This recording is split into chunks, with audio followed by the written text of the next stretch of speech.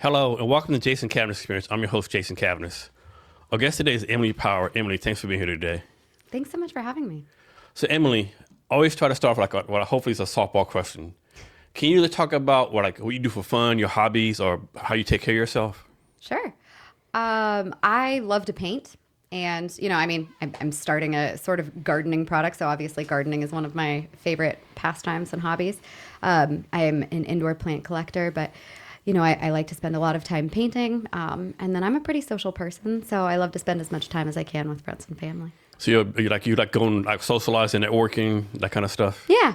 I'm an extrovert. So okay. Yeah, I'm a chatter. So I have a great time with friends and family. Nice. Any networking events out there people should know about?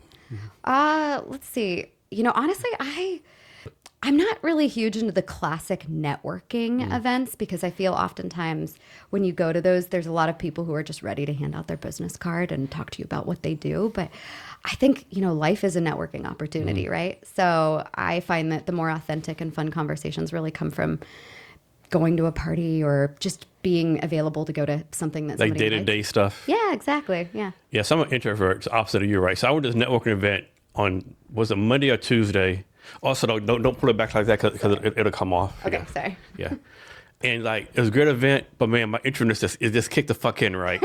And man, I have to leave. So as soon as, I actually knew some people, there were 3 or 4 people were there, but as soon as the panels, I really wouldn't have pegged you as an introvert. Yeah, I'm a big time introvert, yeah. Really? Yeah. People say because I have a podcast, but you got to think the podcast, I control everything, right? I bring the people I want, I ask the questions I want, so it's kind of more controlled where. And 4 people text me the next, Jason, what do you take off for? We didn't have a chance to talk. Dude, you know me, right? It just kicked in, yeah. Yeah. I think social anxiety is tough. I can get like that in really big crowds, especially being as short as I am, when it feels really overwhelming. But I love the intimate type conversations like this or with just I love meeting a stranger and hearing all about their life and the things they like to do. Yeah, I'm kind of opposite. I meet a stranger okay, go Seahawks, yeah. How's the weather? Yeah. But it's crazy. I'm introvert, but I love public speaking, right? Example I use, suppose we're at a network, there's 100 people there, and say, hey, our MC or whatever can't come, who can do it? I'll do it, Yeah. But this networking stuff, yeah, it's kind of, I know it's weird, yeah. It can feel really intimate, so I get it. Yeah. So do you have any painters you follow, either famous or someone local? Oh, man. Maybe not one in particular. I think it's funny. My husband is really good at knowing art history. We'll go to an art museum and he'll fully recognize names. And I don't know, with ADHD, names for me are just not the thing at the top of my mind. But I love following a lot of people on Instagram or Pinterest. I like to paint with gouache, which is kind of a mixture between watercolor and acrylic, sort of. So I love finding people that will paint with gouache. There's a guy, I think his name's Stephen Boltier. He does some really great gouache art, but I'm not great at knowing famous artist names. Yeah, one cool thing about being in the Army, I was able to go the museum in Amsterdam with the Night Watch. I can't remember the artist's name. So you're able to go to all these famous museums, right? And feel the same art, right? Yeah, art is just so peaceful, right? Yeah. Yeah. Do you have any type of art that you really like? I don't know. What's that saying? Art is like porn. When you see it, good art or good porn is when you see it. Yeah. Yeah. Remember maybe recently, somebody sold a banana duct tape to a wall for millions of dollars, right? Yeah. How the fuck is that art, right? But it's obviously somewhat is, right? Yeah. Yeah. If it moves you or makes you feel something. There's lots of art I've seen that's really made me feel many different emotions, and sometimes it's anger and hate. Where I'm how did you make millions of dollars from selling that thing? And it's horrible. Anybody could do that. Yeah, I can't remember his name, but his famous painting is called The Night Watch. It's in a museum in Amsterdam. I can't remember what it was. I like his art. Of course, have you ever been to Florence, Italy? No, I'm going to Italy this summer. Oh man, if you go to Florence, it's the best thing where the artwork is just beyond spectacular, right? Yeah. A lot of great artwork in Italy, yeah. And of course, there's good stuff here in Seattle too, Seattle Art Museum, Tacoma Art Museum. Yeah. You always hear these art festivals going on, right? Mm-hmm. But then again, they say starving artists for a reason, right? Yeah. They're good artists, but sometimes the business part they don't really do good at, unfortunately. That's why it's a hobby. I'm not trying to sell it. It's also a lot of pressure. I've really enjoyed it. I would say art is a lot of what I do when I'm feeling stressed out from work. If I have like a really busy day or a really stressful like meeting or something coming up, I'll take like 45 minutes or an hour and I'll go off and paint. And I've gotten pretty good, and my friends have told me, you know, like you should try selling it. But the minute that I think you introduce that level of stress, it loses all joy. Yeah. So you have like a little studio in your house somewhere, or you took over a room, whatever? Yeah, it's our guest room / my painting studio. So how many hours do you spend on this? I got really into doing 1 hour paintings recently. When I was learning how to paint with gouache, I would find myself fixating on little details for a really long time, and then I'd lose sight of the overall painting. And so I've been challenging myself to paint for 1 hour a day and, you know, do like a 3x5 or a 4x6 or something like that. And just try and paint that scene or that object in an hour. And that has been a really great way of just giving myself like, it's sort of my version of meditation. Like meditating for me with an ADHD brain is so difficult for that stillness. But for some reason, when I pick up a paintbrush and I'm just focused on this one thing, everything else gets really quiet. So it's a great way to disconnect. So I'd say like, you know, I put in about an hour at a time. And if I'm lucky, I can do that a couple of days a week. And so are you working on one thing at a time? You have like several projects going on at the same time? I would say I learned a lot about my perfectionism when I was There's some water painting. for you if you need it. Oh, thank you. My sense of perfectionism really got in the way where it's like, it doesn't have to be finished. It just has to be perfect. And I would start a lot of paintings and then I'd want to throw them away. And somebody once told me you should never throw away your unfinished art because if you don't like it, it's just not done yet. So then I just started keeping all of my art. And now I've been finding like stuff that I painted 2-3 years ago. I will come back and I will add to it and suddenly I'll love it again. And so I have a million different paintings, I guess, going on simultaneously. If I don't like them, they just aren't done. So they add to the, I don't know, list of unfinished. And what's your process? The ideas pop in your head, you start painting, or like you have like a process? Like you see an idea, you see another phase? I think you should have a process, but I'm such an action-oriented person that I'm kind of like, no, let's just wing it and see how it goes. And sometimes that turns out really well, sometimes it doesn't. But my better paintings, I think, have come from when I'm referencing like a photograph or something that's real rather than just trying to make it up, because you can make a lot of assumptions about the way that something should look, and it's not actually how it looks. So it's about kind of mirroring the details of something that you see in there that feels a little abstract when you're doing it at the moment, but actually, you know, provides that depth or that color that you need it to, that you wouldn't have just done if you thought you were painting a picture of like a plant of some kind. It might just, the light might hit it differently in a way that it's a different color, or it's a slightly different shape than what your brain would assume it is. And so like when you do your paintings, like do you like show the paintings to different people through the phase of painting, or you're like, you don't show no one until it's finished? And even then you're kind of like hesitant to show it. I actually try to show it. I have an Instagram. I don't have a lot of followers on there, but I'll post it as a story just because I think it kind of keeps me accountable to doing it on a more regular basis. My husband gets to see them, but most of the time they live in my studio. Although for the first time ever, this last year for Christmas, I gave away a lot of paintings as gifts just to, you know, cut back on the consumerism and give something to somebody that's a little more heartfelt and unique without having to spend a bunch of money. And you taught yourself to paint? Yeah. Yeah. Did you go to like YouTube University, or just like took a art class, or just like... Yeah, YouTube University Yeah. is basically, I think I took one art class in college and I really liked it, but I only found gouache like 2 or 3 years ago through someone randomly painting on Instagram, and I thought it was really cool. So I was like, I'll give that a try. I don't know. There's so many different, when you have ADHD, so many hobbies. I don't know. What's like a color combination that you're like, man, this actually works, but you didn't think it would work together? I really like green and orange. Okay. Which I didn't think I would, but I guess that makes sense as a gardener. I really love the color green, and that orange, I don't know, the juxtaposition, I guess, that complementary color really pops for me. Yeah. For your ADHD, can you talk about that some more? Sure. Like when were you diagnosed? Like how do you know you have it?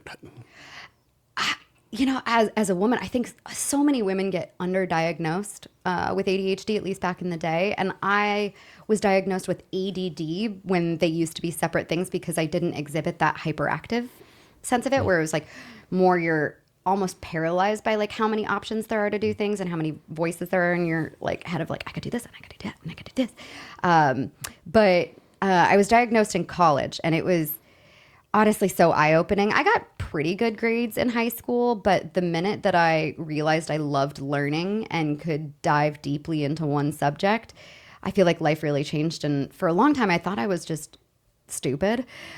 And I'm not. I just couldn't stay concentrated on one subject for long enough to really like dive in and love it. But I remember taking geology at the class was called like Rocks for Jocks, and it was supposed to be like a really easy course, and then I think the professors had like realized that, so they changed the curriculum and it got really hard, and I was really nervous to join that class. And then I was diagnosed with ADHD and I started taking medication for it, and I just fell in love with geology.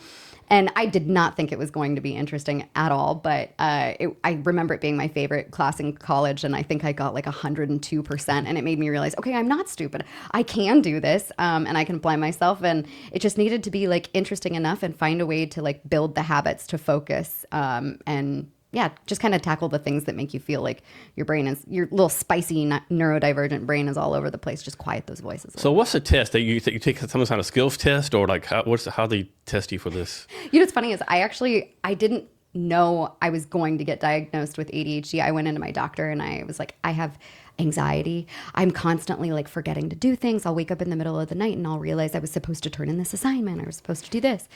And he asked me like, okay, well, do you ever go through this or do you do that? Like, you know, I was giving examples where I need to drive to an appointment and my brain will kind of just go on autopilot and I'll be thinking about something else and I'll have missed the exit, and then that'll cause me a lot of anxiety. And so he asked me things like, do you ever walk through a doorway and forget what you were doing there? And I was like, how many times a day? You know? And so I ultimately what he told me was, I think that you have anxiety-induced ADHD, and you're just not managing the symptoms and the things that are happening, and it's causing you a lot of anxiety because you're forgetting a lot of stuff. And so we kind of explored from there. So, and you were in college when this happened? Yeah. So can you talk about, hopefully this question makes sense, how has this been like a blessing or a curse? Like how have you been able to take advantage of this, knowing you have this?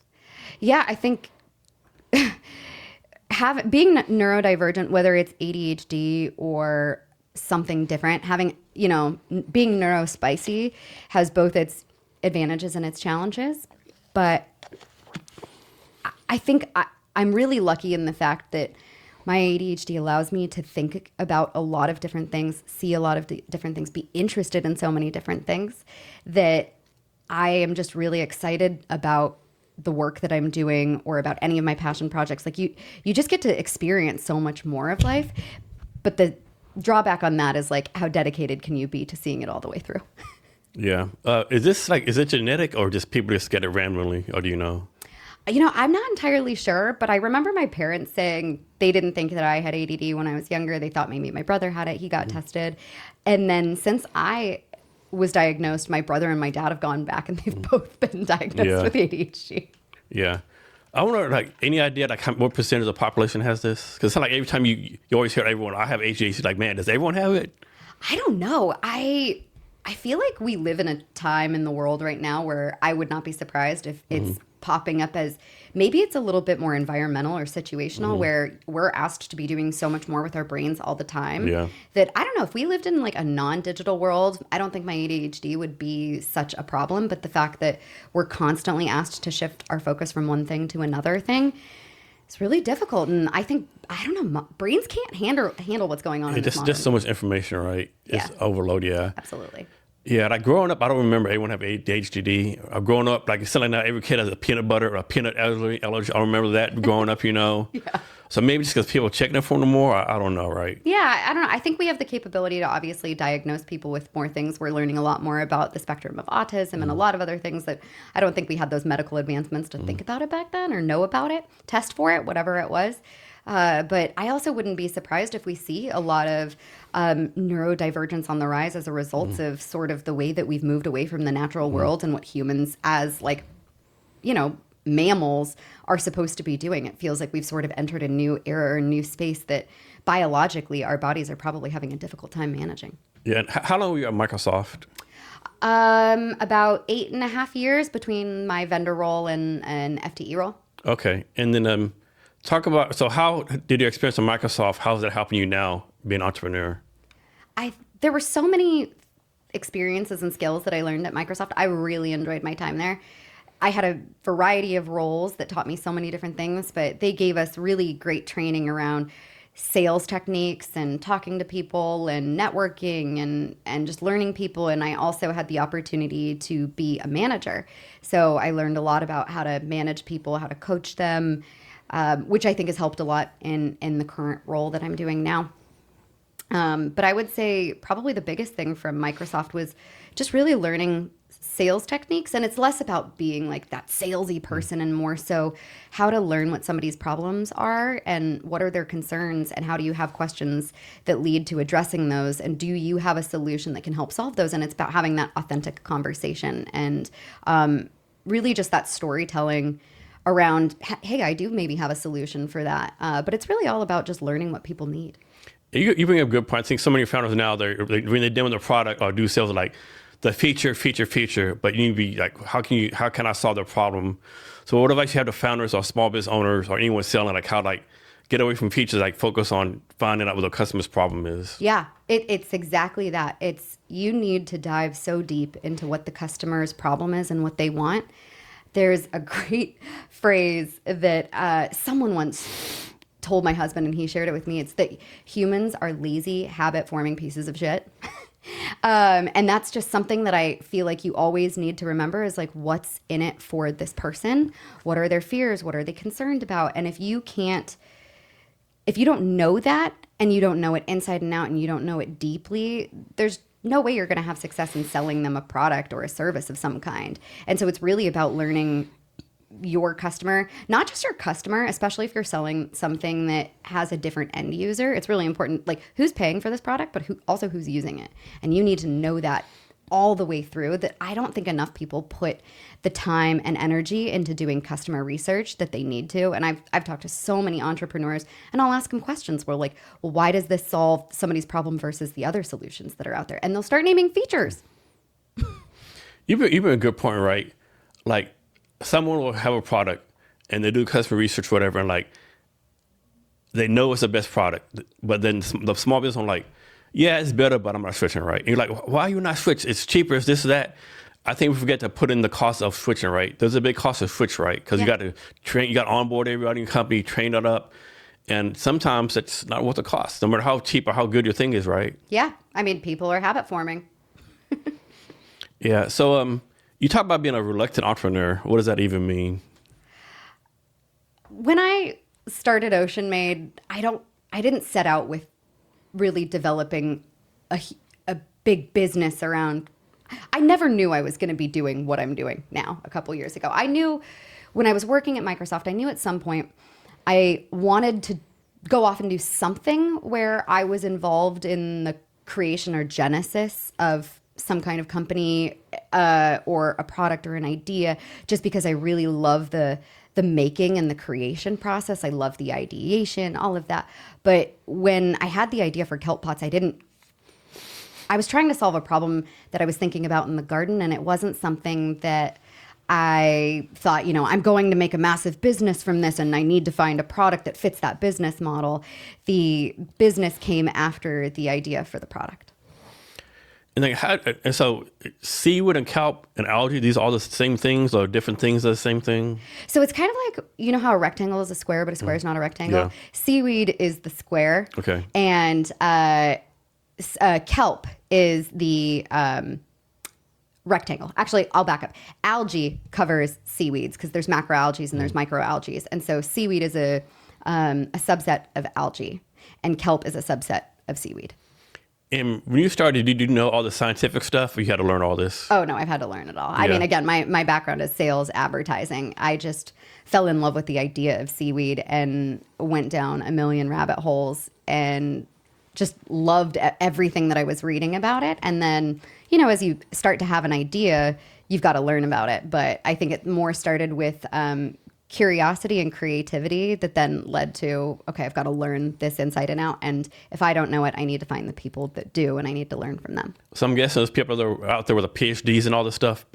Dr. Tom Brown, PhD in seaweed or whatever. There are a few. I don't know how many people have PhDs in specifically seaweed, but there's so much research out there. I think seaweed is a gift that Mother Nature gave us that has been underutilized for forever, at least here in North America. And people have been trying to find uses for it and understand it more a lot in recent years. So there's a lot of research out there. And can you find seaweed anywhere? Like the deserts, Antarctica, snow, ice? It grows on pretty much all coastlines. Okay. There are so many different types of seaweed. There are 3 main categories that are brown, red, and green.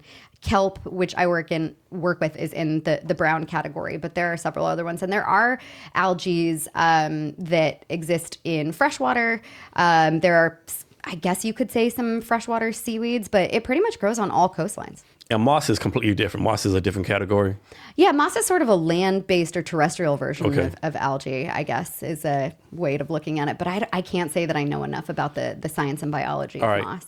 And you can eat seaweed, right? Absolutely. Can you just pick it out of the water and eat it? Or you got to have to do like process it or something? No, you can definitely do that. Seaweed's actually a complete food. People in Japan have been living off of seaweed for a really long time. And, we're finding that there are certain communities in Japan and coastal communities that have longer life expectancies as a result of incorporating seaweed into their diet. But it is considered a complete food, meaning you could live off of it entirely. It gives you a balance of those micronutrients, macronutrients, like all of those types of elements that you could technically live off of it. How's it taste? Depends on, I think, when you pull it out. Here's the thing. I'm not a huge fan of the taste of seaweeds. Like, if you were to pull sugar kelp out of the water and give me a bite of it, it's delicious. I love that. But it starts to go through a fermentation process the minute that it leaves its environment. So when it's exposed to air after a few hours, it starts to get that sort of like dead fish ocean flavor. And I'm really not a huge fan of that. Yeah, I mean, off subject, right? But like people, I wonder, like back in the day, people used to drink out of water, like drink waters out of rivers and lakes, just drink. Like, I think, man, do you realize like all these fish are pissing in the water? Yeah. All the animals piss on you, basically drinking water, animal piss, Yeah. Seaweed does a great job of like filtering things through it. And luckily, like the ocean is a moving current, right? Fast, so it's not sitting in stagnant stuff. I will say, do not pick seaweed up off of the beach and eat it. Don't do that. Definitely don't. And the seaweed grow in like all kinds of water, like oceans, lakes, rivers, or just oceans? Mostly oceans. I mean, there are versions of algae that do grow in fresh water. And I'd have to go back and look if by definition there are some seaweeds that grow in fresh water. But I've been mostly focused on the stuff that grows out in the ocean. But people are starting to now cultivate it like in vats and onshore through seawater, though. So these kelp pots that you bought, like, how are you manufacturing these? You're gonna have the plans to have a factory someone to make them? You make them by hand? And what? And this is like 100% seaweed, or not 100% seaweed? We've woven in some recycled natural fibers in there that are mostly wood based. We're still exploring with some different feedstocks, but the seaweed in itself doesn't have the fibrous kind of makeup that you would need to be able to fully create the pot out of 100% seaweed. Sorry, I'm messing with the mic. But we manufacture it out of Pomeroy, Washington, with a company called Palouse Fiber Packaging, and they are fantastic partners that we work with. But we've been, iterating on a few different versions of these, and we're exploring some different feedstocks. Right now we're using only sugar kelp and giant kelp, but we are exploring using different types of kelp and different types of seaweeds, mostly from a nutritional standpoint, because like people, plants have different needs. And to assume that like one type of nutrition is going to be right for all the different species of plants out there, I feel like is a little naive. Like humans, like some of us need different types of nutritional things. So we're looking at how can we pair different types of seaweeds with different types of plants. Any plans like do the manufacturing yourself down the road, or you're gonna always have use this company? No, there's definitely opportunity for us to do that. We're also looking at licensing the technology internationally. We've gotten so many requests overseas from folks in New Zealand and Australia, a lot from South Africa, Norway. Quite a few places that have coastal seaweed are interested in making a version of this. And so I think, if we're thinking down the road, like 10, 20 years, world domination status, I would love to see kelp pots being made all over the world. And can you put any kind of plant in the kelp pot? We've tested a variety of them. What I would say is probably don't put like a root vegetable, like a carrot or a radish, only simply because they need softer soil to be able to expand the way that they need to. And I think the actual pot would probably prohibit the downward growth of a carrot or something. But we've seen great success from things like flowers, vegetables, fruits, herbs. I'm growing a whole bunch of succulents in a kelp pot right now. So it's a wide variety of stuff, but it's usually the stuff that, this is a seed starter. So it's designed to be used for a short period of time, 8 to 12 weeks above ground, and then be planted in the soil where it can then decompose and release those macro and micronutrients from seaweed. Can you talk some about the cost of goods? Like, I'm making this up. Like, do you buy like 1,000 something for an X amount of dollars and you make the pot and all that kind of stuff? Can you talk about that? Yeah, that's exactly what we're doing. And we actually right now are not using raw seaweed. We are not pulling anything out of the ocean. We actually are supporting the seaweed industry by working with existing seaweed farmers and existing seaweed processors that will take seaweed from commercially farmed locations. We aren't using any wild harvested seaweed. But we will leverage basically the biomass that's left over from the extraction process, where people are making skincare ingredients or biostimulants or things like that. And what they have left over is basically this biomass of kelp. And that's what we use for the basis of our formula. And then how did you, you might be still figuring this out, but how do you figure out like the cost to sell these pots for? We're experimenting with it. As a gardener myself, I really thought about, what do I want to pay? What am I not willing to pay? And started there, as again, it's that customer research. Like, plastic pots are anywhere from 5 to 10 to 25 cents. And, we're right now our pots are about $1 to $1.09. And we're still doing some price experimentation. When we first launched Kelp Pots, we actually started with each pot as $1.50 in our pre-sale. And we sold out of our pre-sale in under 2 weeks, which I was surprised by because I thought maybe that this would be too high of a price point. And I think some of that is just the excitement from early adopters getting that early access to something that nobody has yet.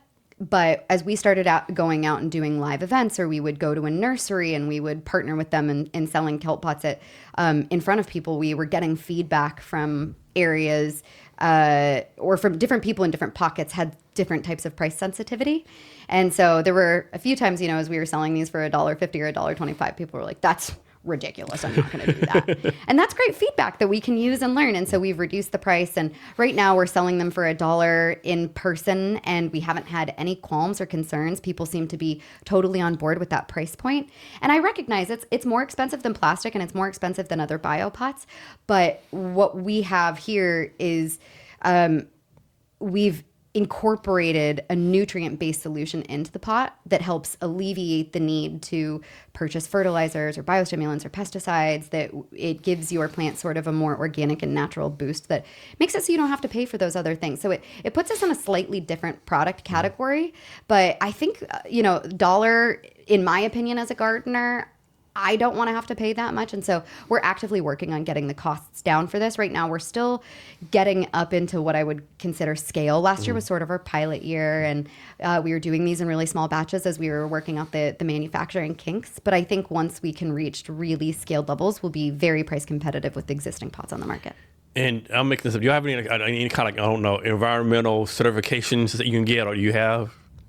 We can, and I love that you asked this question because it's something I'm so angry about when you think about what hurdles or barriers of entry somebody who's in a sustainability business has to go through compared to the people who are in just bad actors right now. Take, for example, I was talking to an organic tomato farmer, and he asked if our pots were OMRI certified.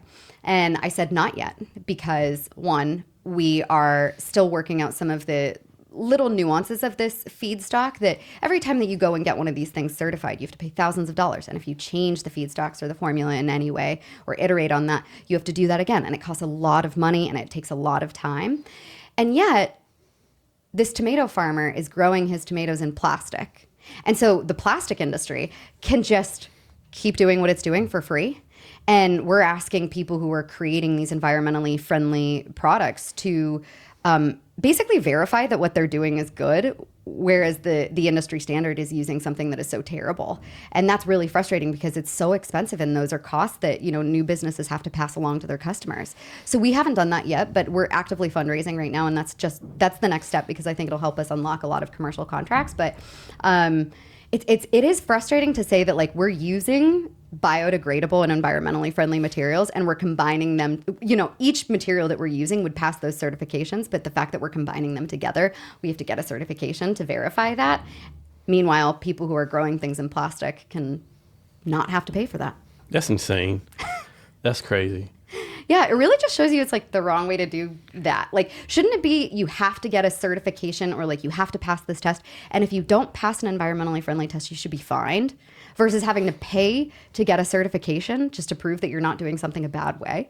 And it's like you gotta pay more to be used recycle and like stuff like that, right? Yeah. It's like should be less. Like, oh, I gotta pay like 5% more to show you my clothes are recyclable material. Yeah. And so it comes across like plastic seems so much less expensive up front, but you are paying for that later. And maybe you personally aren't, but the environment is, people are, you are through your taxes. You are when, you know, if you're filling up a trash can full of plastic things that you then have to pay to have removed, you are paying for that plastic removal or that plastic disposal or even that recycling in the end. It's just that those paths are passed on to the consumers or to our government or to the environment. So I think most people are like me. Like most people like me, we want clean air, clean water, clean stuff. You know, we don't want rivers on fire, or whatever. But generally speaking, it's like on one side of the spectrum, they're like people are like, oh man, like anything for a buck. You know, figure out later. Yes. But other side, they're like, go back to the 1600s. We're like, do you really want to go to times with no warm water, no electricity, right? But I think most people are in the middle, right? Yeah. Why is it like so many people on the one side and the right side, the extreme, like kind of seem like they dominate the climate talk, so to speak? I think that it's surprising to me that the climate has become so politically polarized because, you know, when somebody asks, why do you care so much about the environment? It's because I literally live in it. The fact that we've felt like, I feel like people have become so disconnected from the fact that, like, we are nature. We are natural beings and we live in nature. And Mother Nature is so much smarter than us. The fact that we ever thought that we could outsmart her and all we did was create these shortcuts, it's heartbreaking. And I don't understand why it's become so polarized from a political sense, because don't we all want to survive? And I don't know. It's mind-boggling to me. What do you think?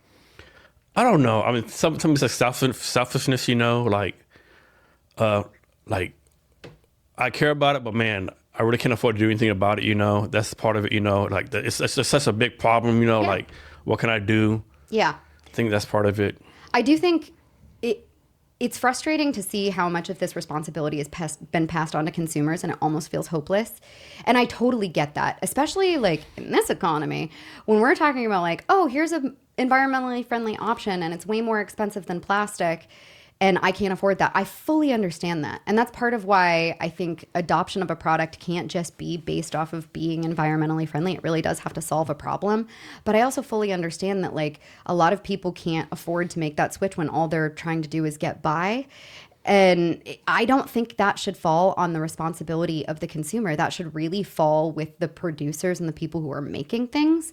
But of course, you know, I don't know if this is a conspiracy or not, or if it is just true, but there are a lot of industries that lobby to make sure that they don't have to do those types of things. And then they invest millions and millions of dollars into advertising campaigns that make consumers feel like it's their fault. Like, the fact that we as consumers need to be responsible for recycling all of our stuff instead of having that infrastructure set up is crazy. And can you make it like a little more simple, right? Yeah, like, seriously. So I live in a town of Dupont, Washington. Like, one time I was like, recycle this, now don't recycle, now do this, now do that. It's like, man, like, you have to make it easy. You really do. You have to make it easy for people, and you have to make it like simple too, not just easy, but like easy to understand. One thing I learned a few years ago is that when you look at anything that's made out of plastic, you'll see this what looks like a recycling symbol on there, and then it has a number in that. That has basically been like cannibalized by the plastic industry. Mm-hmm. Those numbers will tell you whether or not that type of plastic is recyclable, but a lot of people will turn something over and they'll look at that plastic symbol and they'll say, oh, it's recyclable because it has that green recycling. That's what thing. I thought. Yep. Nope. Not true. Oh, man. Yeah. I've been lied to all my life. Yeah, we all have. That's crazy. Man. And the one thing I don't understand, like, why are we, like, cutting fruit up and putting it in plastic, right? Right? It already comes with its own packaging. Like, I see, like, whole bananas in plastic, right? Are you kidding me? It always has the banana peel, right? What are we doing, right? I don't know. Also, putting it in a saran wrap thing will make that banana oxidize faster, so it will actually go bad faster. Why would we do that? I don't understand that at all. It's about money. Yeah. It's insane. What's your opinion, if you have any, on the EPA? You think EPA's, of course, with the EPA, it's like when Democrats are in charge, EPA has a lot of power. Republicans come, they take the power away. I think sometimes the EPA oversteps sometimes, but I think EPA is good. When people realize, I could make this up, I want to say, like, it was actually Richard Nixon who started EPA. We were probably the last president you would think would start an EPA thing, right? Yeah. So. Yeah. I'm trying to remember who did start the EPA. I mean, I do think that the Environmental Protection Agency is important because businesses will get away with whatever they can get away with, and they will hire really smart people and greedy people to cut corners wherever possible. But I do think that there is a lot of red tape in processes that actually do prohibit innovation. You know, just going back to this thing where I was just saying, you know, like these certifications that we need to get, like that process isn't right. It is a huge barrier to entry of the people who want to do things the right way. And I fully understand that we need to have protections in place that prevent against greenwashing, because if people can get away with it, they will get away with it.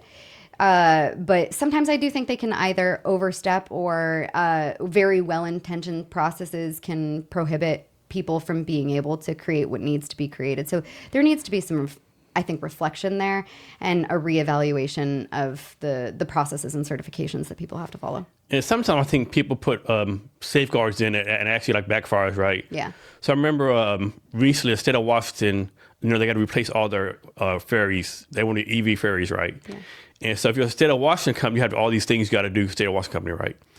So the state of Washington actually hired a company out of Florida, because the company in Florida is cheaper. Even though the company in Florida has to like make it in Florida, ship it around the canals, that kind of stuff, versus the company in the state of Washington. So like you punished, so these companies in the state of Washington follow everything you wanted to do, but you punish them because it's higher because of the stuff you put on them, and you give it to Florida. Yep. Like, make it make sense. Money. That's how it makes sense. Like you basically screwed over all these Washington companies. Yeah. You could have had all these ferries made here. And of all the places, Florida, right? Yeah. Probably the most anti-Washington state besides Texas in the United States, right? Yeah.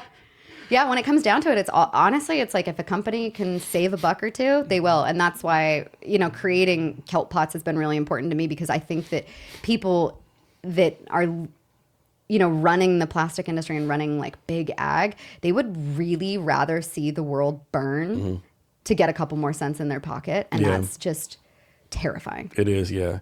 And then all these companies, state of Washington, everybody say, we'll never do business in the state of Washington again. Yeah. Because, of course, you know, all the money you invest in it, all the research, whatever, like, yeah, it's insane. So here's a crazy one for you.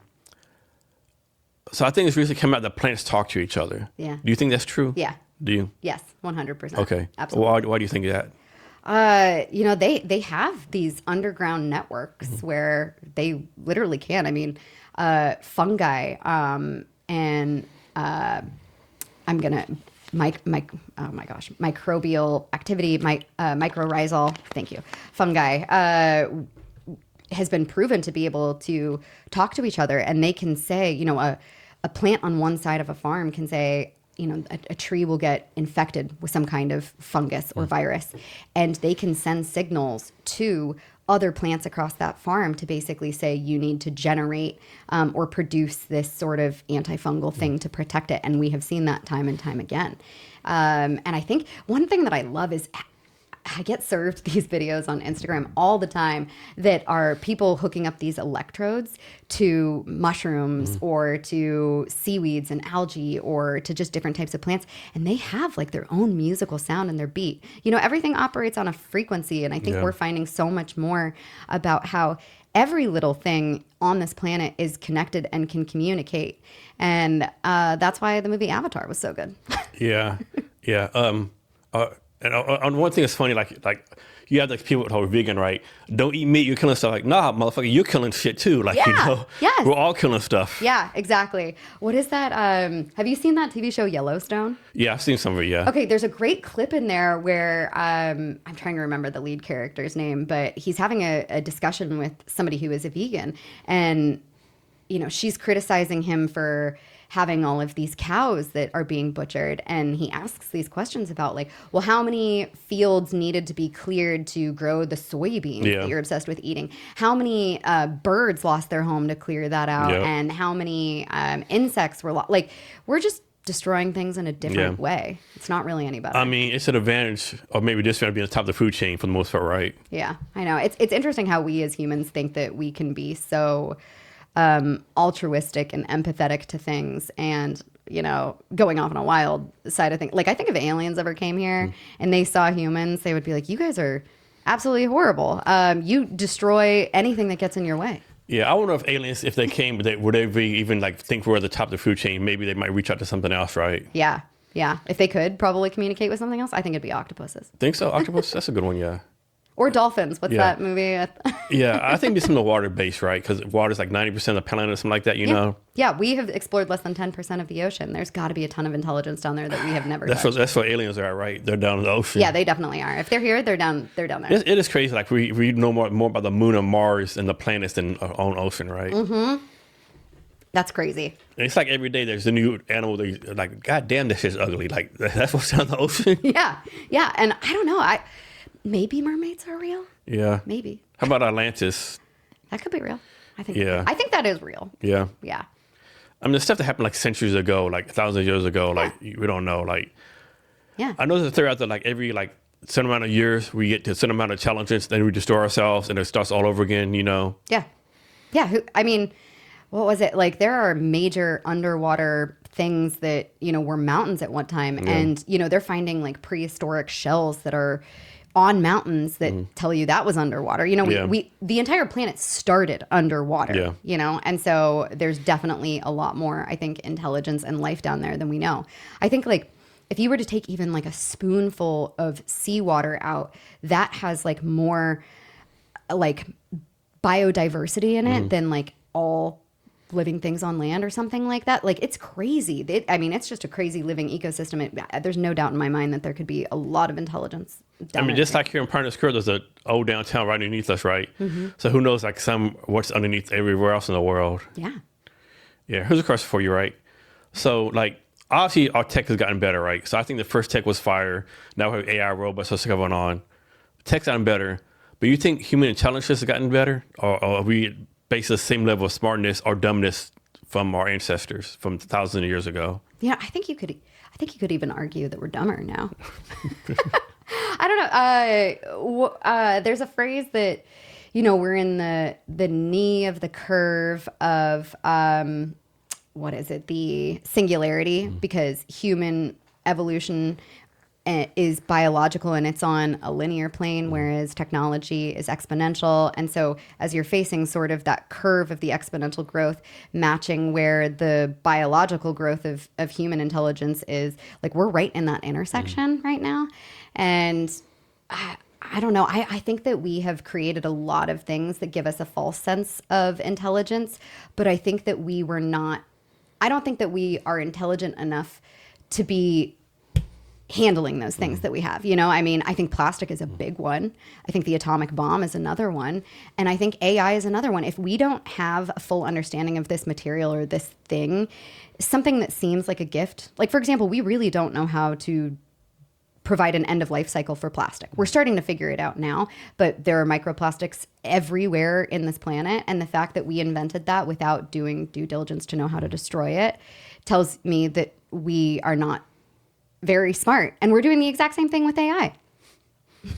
Yeah, to me, I think it's a miracle that with atomic weapons that we haven't destroyed ourselves. It's been like almost like 80 years. Yeah.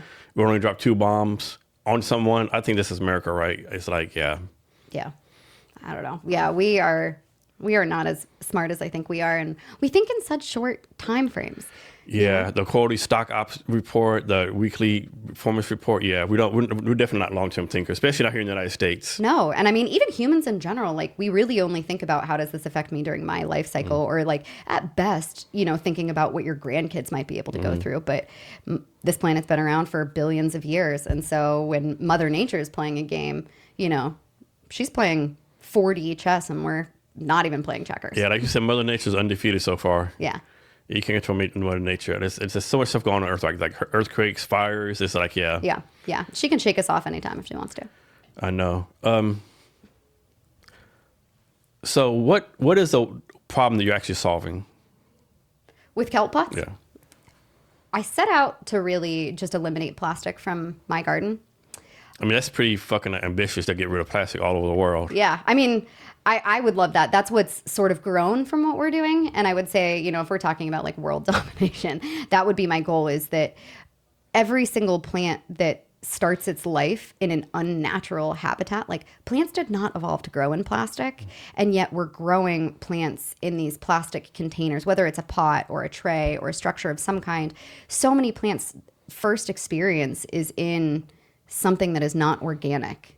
And that feels really wrong to me. And I would love to see a world where plants can grow free from plastic. But I really only started this as a frustration that I was addressing as a gardener, where, I'm surrounded by plastic pots and plastic bags and plastic tools and plastic labels. And it's just like, you're trying to create a greener space and contribute to a better environment. And yet you're consuming and throwing away all of this plastic. So that's really where it started. But ultimately, if we can get to a place where plants aren't grown in plastic, I think that's better for the planet. It's better for the plants. It's also better for the people and animals that consume them, because plastic is permeable, even though we don't really like to think that.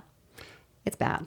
So are you do you consider yourself like a climate company, a kelp company, a product-based company? I think we're still evolving and figuring out what we really are.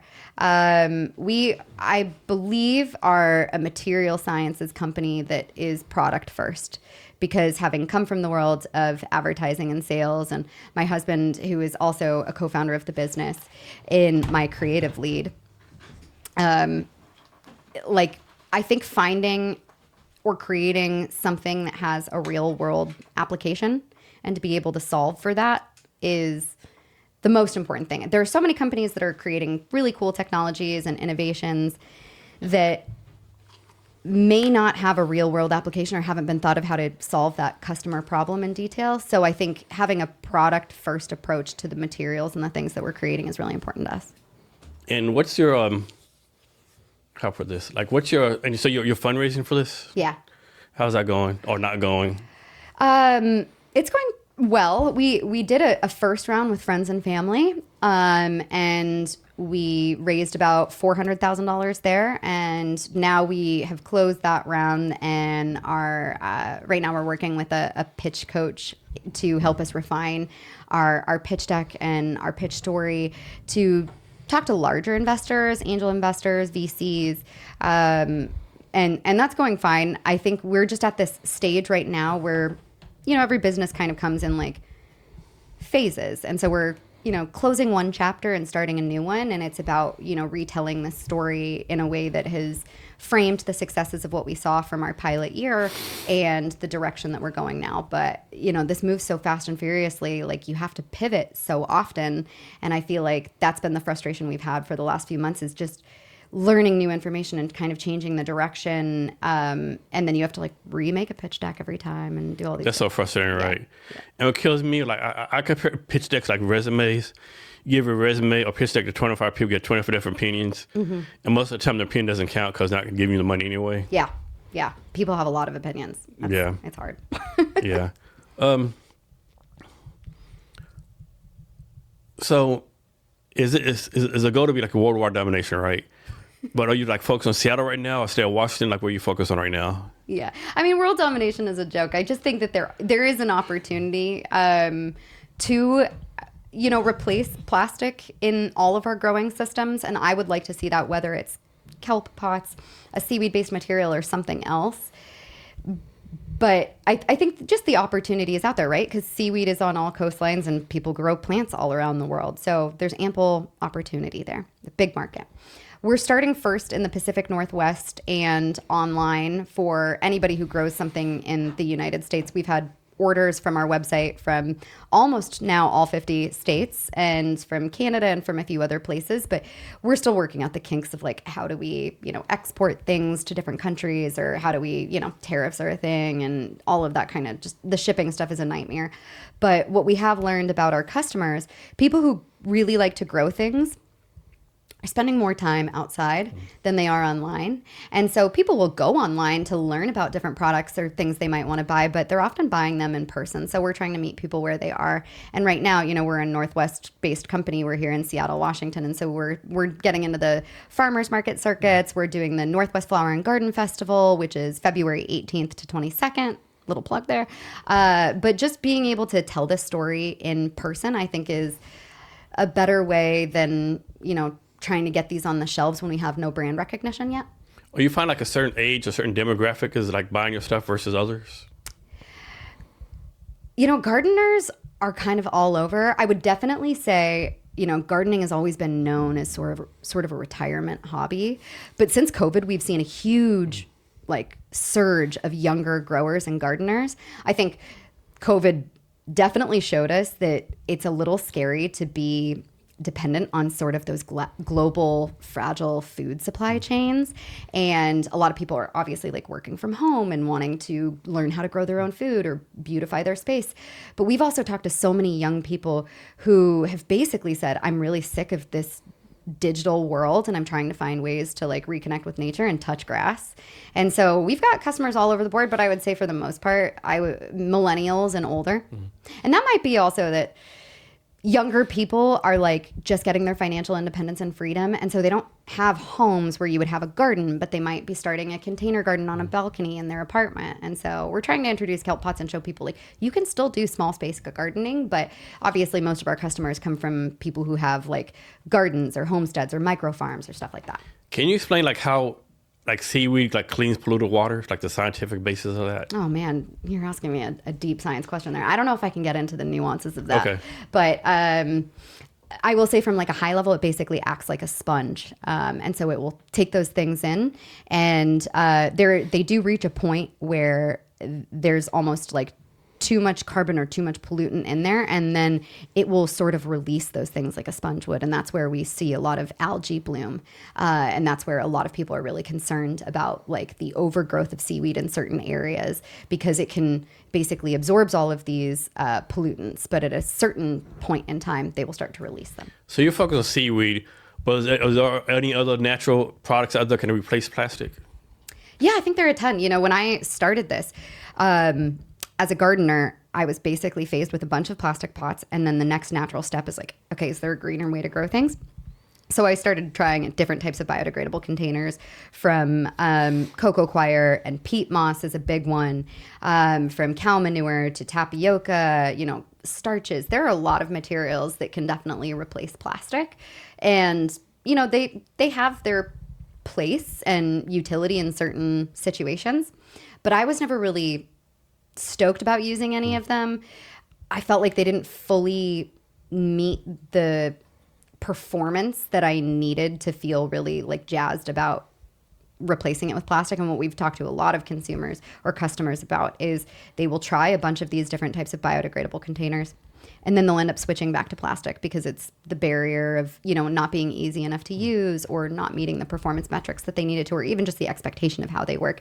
And so people will go back to using plastic. So how long will one of these pots last?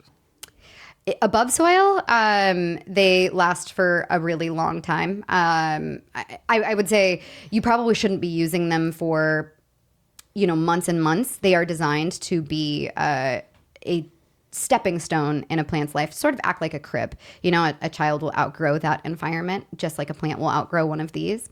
The roots do pass through our container in a way that mimics nature, which is really great for early plant development, but it also means when your plant really starts to grow and develop, it needs to go into a larger environment, whether that's a container or a grow bag or directly into the ground. And then once the pot has been planted. It biodegrades in about anywhere from like 8 to 16 weeks. That depends upon, the time of year, the temperature of your soil, how moist it is, the microclimate that you're in, the microbes that are in there, all of that. So how long did it take you to finalize the actual pot as far as how it's made, the stuff goes in? How long did that process take?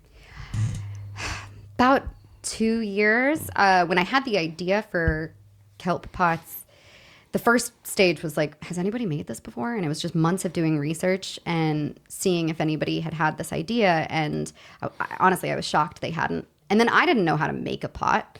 So it was about reaching out to people and being like, do you know how to do this? Can we DIY some of these in our house with like a paper making, like a DIY paper making kit to prove like the material will work, but to get it into a place where we could compare apples to apples, like our pot versus another pot, where you're not just looking at like the nutritional component of seaweed embedded in there, but also like the structural aspect. And like I couldn't create a pot in the same way that you need to apply pressure in a vacuum to create this form that is a molded fiber container. So it was a lot of finding those people and then sort of tweaking with it. But we actually got really lucky with our first iteration of the formula. And I don't know if it's luck versus we did a lot of research and a lot of thought, where the first time that we tested these, my goal was to keep a plant alive and just make sure we weren't killing it. And then we saw really strong performance with even just the first iteration of these. And is this the only size they come in, or you make different sizes? We're actively making different sizes right now. This is the only one that we are currently selling on the market or on our website, but we're also prototyping 4 inches, a 4-inch square pot. We are also prototyping cell trays. There's a number of products that we're looking into. I just want to make sure that we've sort of refined those to a place where they will be really usable for customers, because I don't want to introduce something that, they try and they're like, that's not very great. And then they make the switch back to plastic again. So we're working on refining those. Yeah, so I don't remember where to pull this from, but I have on here, it says from seed to soil. What does that mean, from seed to soil? I think it's about keeping that closed loop of our ecosystem, where we're taking something from the ocean, and there are so many benefits of using seaweed. And one, like seaweed, sequesters carbon better than like almost anything on the planet. And it's taking the nutrients that are in there and the way that it manages stress, and we're taking that material and we're putting it into the soil so that when it breaks down, it's releasing the carbon more into the soil where it should be rather than the atmosphere. And it's replenishing the nutrients that have been depleted in the soil via seaweed. So it's using like the godfather of all plants to basically replenish our soils. And you said these cost like you sound like around $1, I think you said? Yeah, $1 a pot right now. So how many of these you have to sell to like make a profit, so to speak, right? Are you talking about millions of these, hundreds of thousands, like? Yeah, I mean, efficiency comes from scale. Okay. So we're looking at sort of tiering our approach. There are a lot of things that we want to do on the R&D side of that we're looking at, if we're talking about just making these pots, we'll be profitable rather soon, but I don't think that pots should be just a one size fits all. So we'd like to do a lot more research and development around exploring different iterations, different formulas, different types of feedstocks. That obviously is going to be really expensive and a big investment. And then, getting certifications for all of those things, and, marketing is a lot and stuff like that. So you only sell this pot, or can someone say, hey, I want a pot, but put this kind of plant in it? Yeah, you can put pretty much anything. Where do you do it? Sorry? Like, can I say, hey, Emily, I want to buy a pot, but put an apple plant in it? Technically you can put anything that comes in a seed, or if you're propagating, like we've had people use this for cannabis. Are you going to sell it like that? No, probably not right now, just because the logistics of putting a live plant in there, and then the mass and the weight that's added to that, and then like shipping that to somebody or sending that out, is kind of hard to scale that, right? Yeah, it's really expensive and it's very difficult, and it's just a totally different line of things. For us, we wanted to approach it with people should feel the confident, like gardening is really easy actually. And a lot of people are afraid of starting things from seed, but it is very simple. And what we wanted to give them is the tools to have the confidence to go off and grow their own things. And, these are really light when they are dry. But the minute that you add moisture, soil, a plant, logistically, it becomes a nightmare. So crazy question. Can someone eat this? I'm going to say no. Okay. Legally. Please don't eat one of these. I don't want to get sued. It is seaweed, right? Yeah, I mean, you could in Yeah. theory, but please don't. Not the best idea. Yeah. I am claiming do not eat this. Are you working in kind of partnerships with anyone, like any family, like farmer markets, or maybe like home garden shows, things like that? Not yet, but we're definitely looking for them. We would love to partner with farmers markets, with tilth alliances, with any type of food or farming networks. We are looking for farms to do third-party validation studies with us. We've been looking at creating what my husband calls the Kelping Hands program, where we've had a lot of these pots that I would say probably don't fit the requirement of what I would say are retail ready, but they're still totally functional. And we'd like to look at, offering reduced prices or donating pots to community gardens, things that support, in organizations like HopeLink, doing restoration work. There's so much that we could do with them, and we're open to exploring any and all partnerships that really help improve our soils and our environments. So you talked about this some already, but talk more about what kind of like customer habits you've discovered while building this. One of the really exciting ones that I have found over and over and over again, I've talked to hundreds or thousands of people that grow things, and there's a wide range of people that grow things, anywhere from what you could call like a weekend weeder to somebody who, has a massive USDA farm. But what we often find in our customer discovery conversations and questions is it starts pretty similar. Unless you grew up with a family, like generations of farmers, if you're just getting introduced to plants, here's what typically happens is you buy an indoor plant and you just need to keep that alive, right? And then you're like, I did that. And then you buy a couple more indoor plants and you're like, oh my God, I can do this.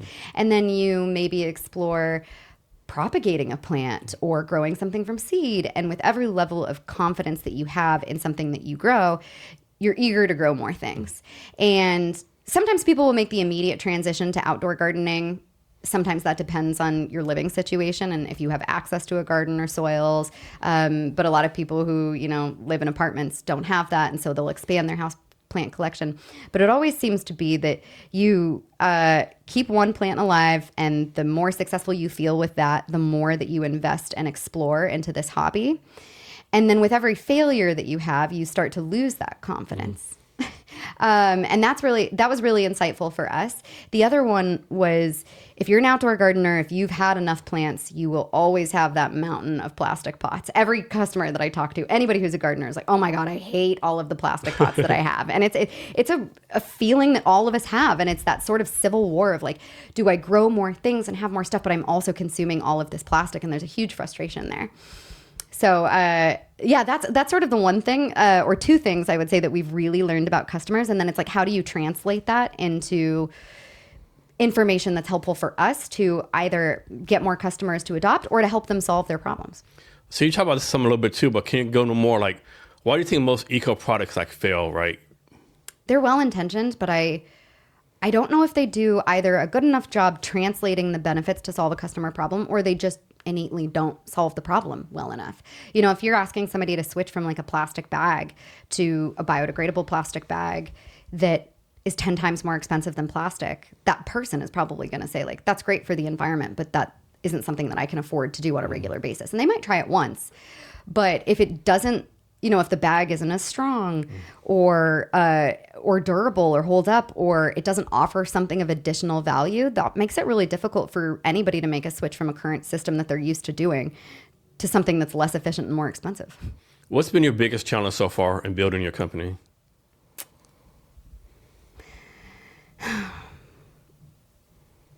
I'm just thinking there's so many challenges. But I would say figuring out how to do everything sort of the right way, or just manage how much you have to learn at the same time as execute on. There are lots of challenges, like making sure that we've got the supply chain figured out, making sure that we know how to manufacture this thing the right way. How do we reach our customers? How do we talk to our customers? How do we retain our customers? How do we face the challenges of what's going on in terms of like certifications or regulations? How do we deal with competitors? How do we get our product out there? But I think for me, the biggest challenge that I have is like just managing all of that with such a small team, and doing that in a way that shows, fiscal responsibility and finding the right people to do the right things in a way that matches the growth that we're at and where we want to go in the future without like fully burning out, or, you know, like me and my husband are doing this together right now. And that's a lot for a married couple. Yeah. And obviously you have to solve a lot of problems. Can you walk through your process of solving problems? Oh, I mean, I think to solve a problem, first you have to identify what that problem is, right? Get to the root of it. And then I've always been, I think, a creative problem solver. So I love to ideate and innovate on that. And what we've found works best for us oftentimes is to just try something small and test it out and see if that works. There's a book called The Lean Startup where they talk about like make something, get it out there, get feedback, iterate on it. And that's really what we've done with Kelp Pots is we created a prototype that we tested, and it worked well enough for us to feel that we could get other people's feedback on it. So we went to market with an MVP, and we basically said, before we invest all of our life savings, all of our money, everything, before we start asking a bunch of other people for money, before we get certifications, before we fundraise, why don't we just prove that this is something that people want? So that's what we did. And people definitely said they wanted it. You know, we sold out of our pre-sale in under 2 weeks, which was phenomenal feedback to justify sort of product market fit. And from there, we could say, okay, now give us the feedback. What did you like about it? What did you not like about it? And then leveraging that real customer feedback helps us innovate in the right way to address different things. You know, and I could go into the features that people talk about, but I think it's really just about listening to the people who are going to use the product. And when they have suggestions or when they have complaints, you listen to those. So obviously you're not a tech company in common sense, but using a lot of tech stuff like MVPs, product market fit. How has like adapting these tech principles helped you? And why did you adopt these tech principles? You know, I don't know. I don't even think they're really tech principles so much as innovation principles and determining what is the right thing to solve a problem. I think they're problem solving principles.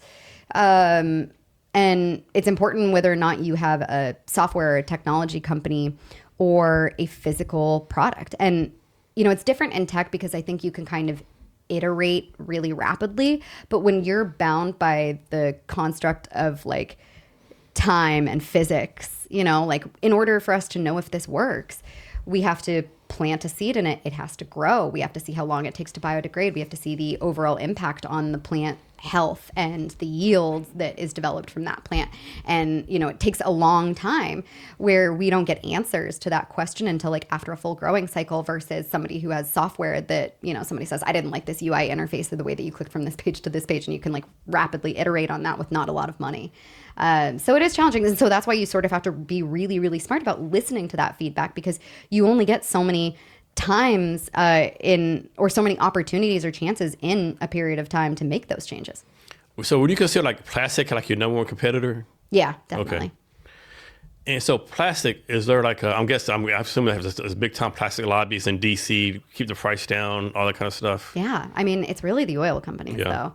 It's the, you know, plastic is made from petroleum. And so it's not just like the plastic industry that you're fighting, it's the oil industry too. Okay. So change subjects. You also are involved with the Seattle Aquarium, correct? Yeah. How long have you been doing that? Do you want the long answer or the short answer? Long one. Okay. Long one's always better. My relationship with the Seattle Aquarium started so back when I was born. No, I'm just joking. I interned at the Seattle Aquarium when I was in college. Okay. They didn't have an internship program in the aspect or in the specifics of the way that I did it. They have some biology-based internship programs for students, but I thought maybe I wanted to be a marine biologist when I was younger, and then I realized there was a lot of math involved, and I didn't want to do that, and I was like, maybe I can do more storytelling. Anyway, I came to the aquarium, and I was like, look, I'd like to be an intern. They were like, we don't have an internship program. I was like, look, if you give me a parking pass down here by the Seattle Aquarium, I will come in, you know, Monday through Thursday, 9 a.m. to 4 p.m., and I'll do whatever you tell me to do. And so that's really when I started with the Seattle. So you gave them an offer they couldn't refuse. Yeah, basically. They were like, free work for a parking pass. Okay, that's fine. Yeah, and then I got to basically spend time with all of the different departments. And my favorite thing to do there was, I was getting really into photography because I have ADHD and I love different hobbies. So at the time, I was super into photography. And they were like, you know what? Before the aquarium opens, go around and take pictures of all of the animals and the exhibits so that we can use some photography on our social media. And so I did that. And basically, I just fell in love with all of the stories that individual animals held and all of that. And so I did that every year, every summer for 4 years. And then when I graduated from college, I actually got a job at the advertising agency that managed the Seattle Aquarium's account. They're called Copacino Fujikato. And they're an amazing Seattle-based advertising agency here. And so I then managed the Seattle Aquarium account for a few years. And then when I left to go to Microsoft, they opened up what they call the auxiliary board. It's basically a subset of the board of directors, and it is really geared towards young professionals who want to make a difference in this community and are really interested in marine conservation and regeneration. And so I joined the auxiliary board of the Seattle Aquarium, and I've been on it for, I think, almost 11 years now. So we're going to go back to the aquarium in a minute, but first, I want to talk about internships, right? I mean, I think a lot of young people now miss opportunity for internships, right? Yeah. Like, obviously, you want to get paid, right? Mm-hmm. But I think people miss the opportunities like you had, right? Mm-hmm. I think I work for free. Mm-hmm. You're not really working for free. Like, you get an opportunity to make a networking thing. Yes. I just think so many people nowadays don't get that, yeah. you know? Yeah, that's going back to our earlier conversation where it's not necessarily a networking event, but it's about building your network. Mm-hmm. And sure, I did this stuff for free, and I had the luxury to do that. You know, I was living with my parents at the time, and they were really focused on me building my career. So I fully recognize not everybody has that luxury and that opportunity. But being able to do that ultimately led to the job that I then got at the advertising agency, because I got to go to those advertising meetings when I was working for the marketing department in my internship. And it's helped me. Obviously, when I went for a position on the auxiliary board, like so many people at the aquarium were like, I've known you since you were a kid. Yeah. So Yeah, that's a no-brainer, Yeah. So this is a very dumb question, right? So they recently redid the Seattle waterway, whatever. First of all, I can't believe what a good job they did, right? Yeah. I would have bet my Army retirement money they're going to mess that up, right?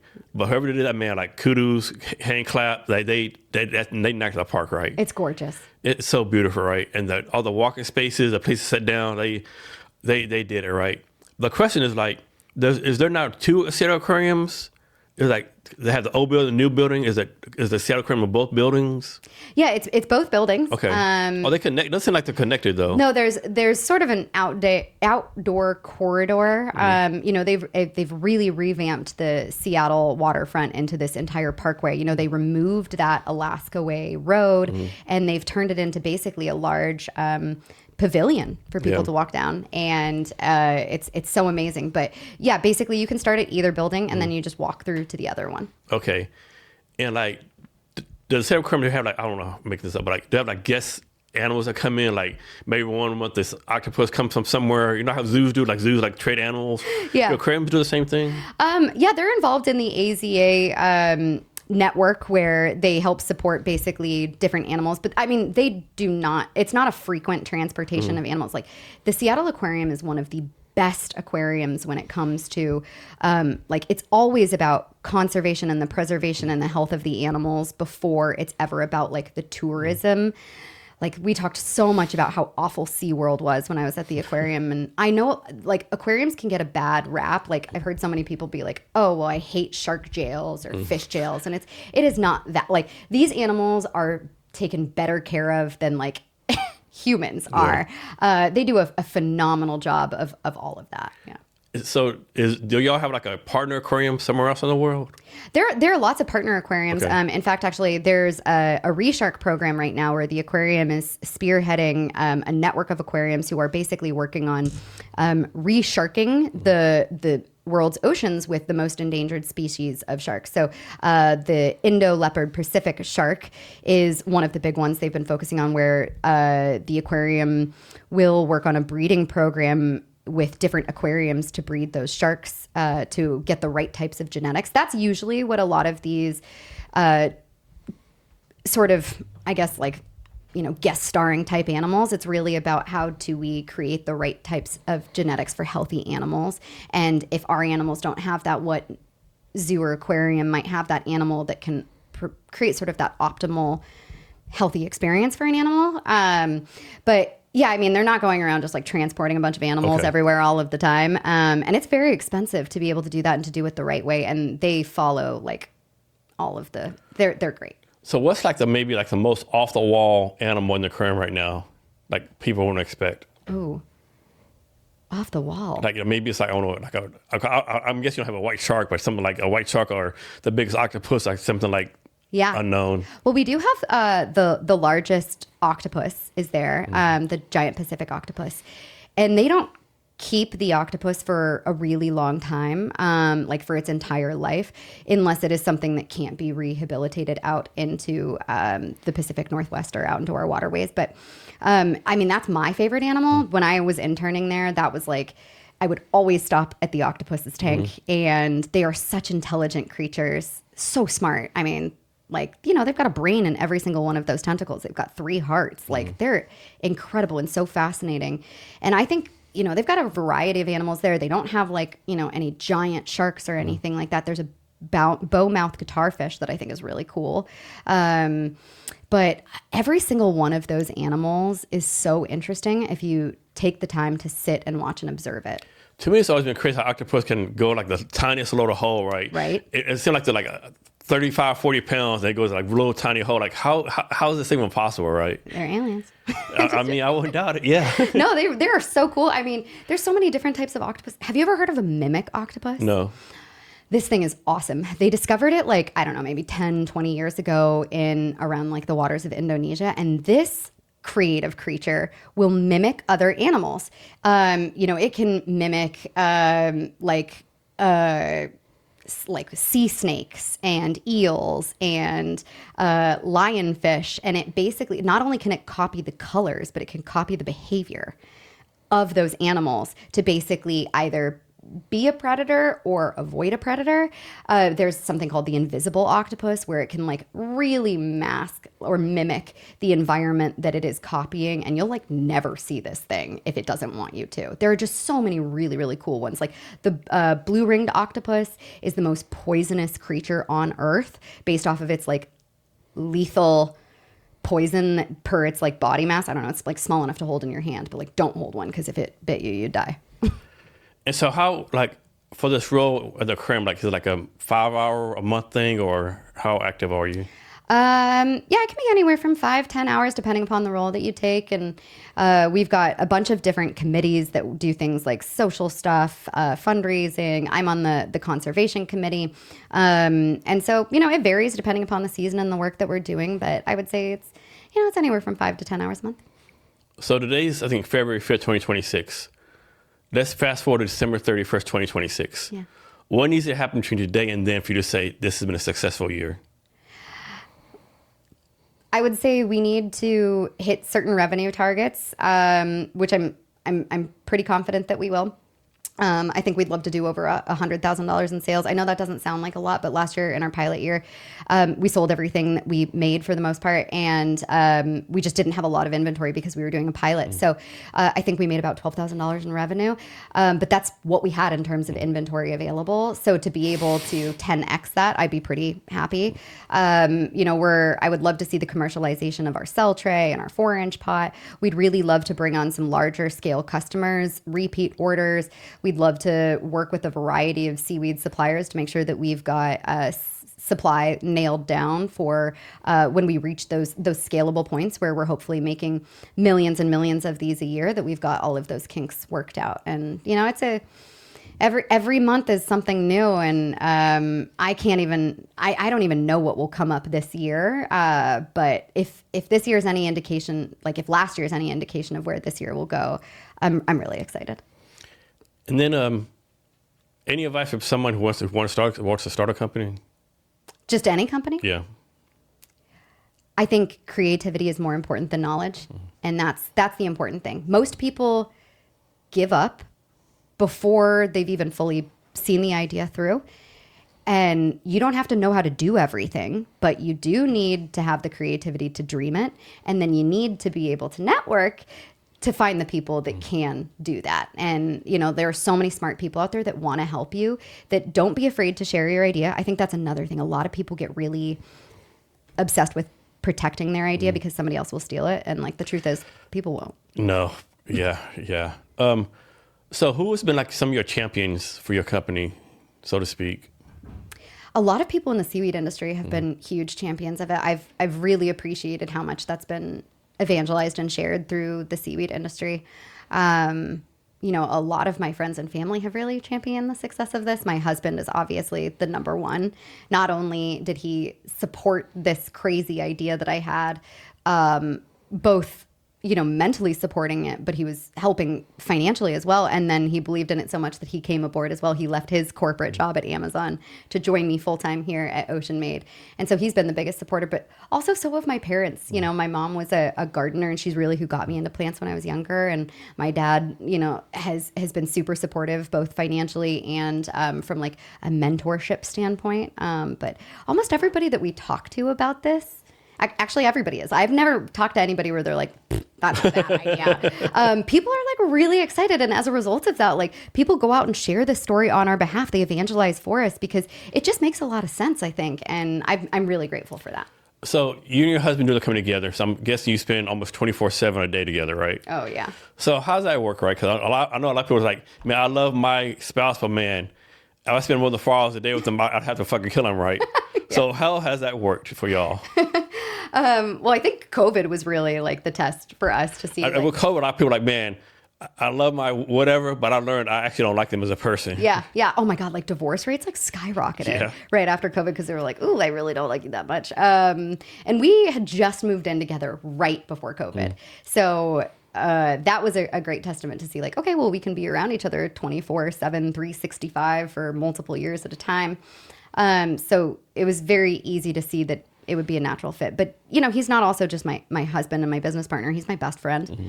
He's a fantastic human being. And it's so easy to spend time with him. I will say, like he has a very different brain than I have. And we come at things from different angles. And sometimes that can be challenging. So we're constantly learning how to communicate with each other and how to improve on that. But oftentimes, we don't fight really, but we will have disagreements or different approaches to the way that we're wanting to tackle something, either business or personal. And I think it takes a moment to like take a step back and be like, hey, can we reflect on just what happened there? Mm-hmm. And being really open and honest and like, I didn't mean to say this. And sometimes I know my tone betrays me when I'm getting really excited and I want to convey an idea. And I just want you to know like, that isn't anything personal. Or sometimes we'll take a step back and I'll be like, okay, this is the business Emily talking, not your wife Emily talking. And same on his side. So the state of Washington is known like being very liberal, very climate positive, whatever. Do you think if you were like another state, it'd be more of a challenge to start a company like this? Oh, for sure. Okay. Yeah. I mean, well, one, like we're on a coastal community, or like Washington is a coastal state. So having access to seaweed and having an audience of people who are familiar with what seaweed is. Like, I think if I were trying to launch this in one of the middle states. Like Nebraska. Yeah, they'd be like, what seaweed? What? That would seem really weird. Yeah, but also I will say like Seattle and Washington have a lot of regulation around seaweed farming. Like we actually don't source our seaweed from Washington because the commercial seaweed industry isn't where it needs to be able to supply the volume of seaweed that we would need. But I hope that we'll get there. It's just there's a lot of red tape in terms of like the permitting and the processing, and the Native American communities have a ownership of waterway rights across Puget Sound. And so if people don't follow those processes or get the right people involved, like you kind of have to start all over. And so it's a really long timeline to get a seaweed farm started here. But outside of that, I think that this has been a really great state for starting this business. We're so close to Canada and to Alaska, and there's a lot of states that have access to seaweed. And there, Washington is also a huge aquaculture and agriculture state. So do you see yourself as being like a disruptor in this industry? I definitely wouldn't have said that. When I set out to do this, I was basically just like, I want a different way to grow my plants, but I hope that we can be. Yeah. Does that put any added pressure on you? Yeah, maybe, but also maybe it sort of alleviates it because it's like, well, I don't know where this is going. And so, there's sort of a curse of like knowledge or experience if you've been in an industry for a really long time versus, we're just diving in. So we don't know what's possible. We don't know what we shouldn't do. And so I love that creativity and freedom. So besides plastic, what other like products can be used what can seaweed be used to replace? Oh my gosh, so many. We're looking at just a specific subset and application of what we can do with our material. We're working on things like egg cartons and cup carriers to show that. I definitely like the egg carton idea. Yeah, exactly. Especially because, if you're a gardener, a lot of people have DIY'd their own seed starters in egg cartons. So we're looking at applications where can we say, hey, here's a packaging product that has our seaweed-based material in it, and then that product, like let's say you go and get a couple coffees from Starbucks and you get one of those cup carriers, can you take that home and then turn that cup carrier into a seed starter? Or, if you get eggs at the grocery store, turn that egg carton into that. But beyond us, there's so much innovation happening in the seaweed space. People are literally making bioplastics out of it. People are working on fertilizers, cow feeds, nutraceuticals, pharmaceuticals, cosmetics, hair care, batteries, just so many really, really cool things out there because this seaweed is just so diverse, and I don't think we haven't really explored the ocean. I don't think we've really touched the surface of all the things that seaweed could do. So you're talking to someone and they're kind of a skeptic, right? So how do you explain to them in layman's terms or dummies 101, why seaweed is actually a good thing? For plants or just in general? In general. I mean, seaweed's incredible. First, especially because, 70% of our ocean surface is water. Humans have really taken up all of the land. And so we don't really have a whole lot of space to cultivate things, and we need to be really strategic on what we use. And what's nice is seaweed doesn't require land, doesn't require fresh water, it doesn't require fertilizers, it doesn't really require a lot of management. It grows incredibly fast. Seaweed sequesters carbon better than trees in the forests, and seaweed can do in a couple months what it takes trees years and years to do. And it also, provides a crazy amount of nutrients to humans, plants, other animals. It's honestly Mother Nature's best gift. And, now seeing that we can do all of these really cool things with it, I think it's basically just this material that Mother Nature was here you go. This is what you guys need. Figure it out. So obviously plastic's everywhere, but if you had the power to get rid of one plastic product all over the world, what would that product be? I think for me, it's really starting with the seed starters. What people don't realize oftentimes about plastic pots when they're starting things from seed is most of these were designed to be single-use plastics. And people can reuse them, but when you do that, you have to sterilize them to make sure that you're not getting any fungus or bacteria growth the second time that you used it. And that requires applying, hot water. And when you do things like that, when you sterilize these pots, plastic is permeable and it will start to break down into microplastics and it'll leach chemicals, and those things then go into your soil, and that stuff in the soil can then be absorbed through the root system of a plant, and that's disgusting to me. And so for me, it's eliminating those single-use plastics. And I understand there are plastics that are out there that can be reused and are designed to be used for a long time, and we hope to get there, I think, eventually. But for me, it's the stuff that is designed to be used once and then tossed. And that spans a bunch of sectors. It's not just gardening, it's agriculture, it's horticulture, it's specialty crop cultivation, anywhere from wineries to cannabis. It's restoration work, it's desert greening, it's landscaping. It's a bunch of stuff. I mean, any time that you're growing a plant from seed, not everything starts in a plastic pot, but if it does, I feel like that's just an unnecessary, temporary, short-sighted solution that we should be able to eliminate. And don't we have a certain percent of plastics in us now? I think it's called microplastics or something. Yeah.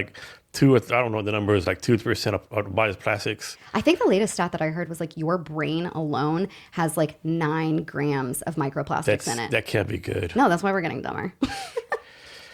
That can't be good. So back to Seattle Aquarium. Does Seattle Aquarium have any programs, anything that you want to tell people about, maybe the next couple of weeks, couple of months that people should go check out? Oh my gosh. I should have come prepared with that. Yeah, they always have stuff going on. Definitely check out the Seattle Aquarium. The auxiliary board that I'm on, we're always looking for new members. We're really looking for young professionals who are anywhere from starting their career to, 30s, 40s, and your 50s, but people who are looking for a way to get involved and to activate the community. It's really about inspiring the mission of the Seattle Aquarium, that conservation and regeneration of our one world ocean.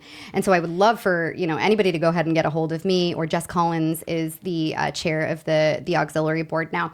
But get a hold with anybody that's involved in that if you're interested in participating in that. We're always looking for new people to help us expand our mission and get more people excited about it, the aquarium. Yeah. And Sarah Aquarium, is it a nonprofit? It is no longer a nonprofit, Okay. but it has nonprofit aspects in it. Okay. Yeah. And another dumb question. So in the aquarium, it's only like animals that are from the ocean, or is it like animals from the lakes and rivers? It's only like ocean-based animals. No, we have some waterways that also, because everything really is connected. So the aquarium does an amazing job of trying to educate people on how like rivers and lakes and marshes and things ultimately lead to our ocean or are connected to it. So there's a great exhibit with river otters in there that I really love. They're super playful. And y'all open like 24/7, 365 days a year? They're open every day until 5. I think it's 9 to 5 is their operating hours. I think they stop really admitting people at about 4 so that you can get through there. And then they have after hours events. You know, there's the Seattle Aquarium does Splash every year. This year it's June 5th. It's Friday, June 5th, and that's their annual fundraiser for the Seattle Aquarium. And then they also have, like, on a quarterly basis, these really cool events called After Hours. They also have lightning talks. They have other little small fundraiser things. They do a lot. Can people like do a private event there? Yeah, absolutely. Yeah, people get married there all the time. That'd be a cool place to do an event. Yeah, absolutely. So next, do you do something called pickling? Yeah, have you had a pickle? Yeah. Yeah, I mean, I'm not great at it, but man, I will enjoy any good pickle. Like another hobby you have? I would love to get more into it. I don't need another hobby, Yeah. but I am planning on growing like a ton of cucumbers and vegetables that you can pickle this year. My brother has gotten super into pickling. Like, he was just telling me how he was making his own like sauerkraut and kimchi, and I was like, great. How about this? I'll grow them. I'll bring the vegetables to you. You do the pickling, and then we'll share in the fruits of our labor. Nice. So what needs to happen for your company to be a success, whatever success is for you? You know, I think a lot of it is based off of like our determination and, you know, getting the word of Kelp Pots out there, and then obviously consumer adoption, customer retention. I would love to see some regulatory things change. You know, plastic really dominates a lot of industries, and we know that it's bad for a lot of reasons. And I think, you know, there are plastic bans that are coming or plastic restrictions, and those would be really helpful to opening up the marketplace, not just for me, but for anybody that runs a company that has biodegradable containers or is trying to get into a space where the alternative to plastic, whether it's gardening pots or something else, plastic bags or anything where people are trying to eliminate single-use plastics, those regulations have to change. Like, I've loved seeing, you know, like the plastic bans for plastic bags that came out at the grocery store. But then again, that's the kind of stuff that, like, I don't know if you've seen where, you know, we've gotten rid of these single-use plastic bags at grocery stores, and then instead what grocery stores came out with were what they considered reusable plastic bags. And they're just thicker plastic bags, and that's not the solution. And now they charge people anywhere from 8 to 12 cents for those bags. Like, that's not the solution. We really need to see better leadership and infrastructure and policy change around the types of materials and products that are not good for our planet, like, need to, I don't know, have a reevaluation. So I think that's a really big thing. So I think it's one thing that the climate industry did, I think kind of backfired on them. When they came out with like replacing plastic straws with the paper straws, I think that's just turned a lot of people off, right? I mean, you see the pictures of the plastic straw, you know, killing turtles. Yeah. Does that happen? I have no idea, right? But like the paper straw is so horrible, right? I just think it turned a lot of people. It might be good intention, it might be very good for the environment, but just like, I don't know if they thought that through.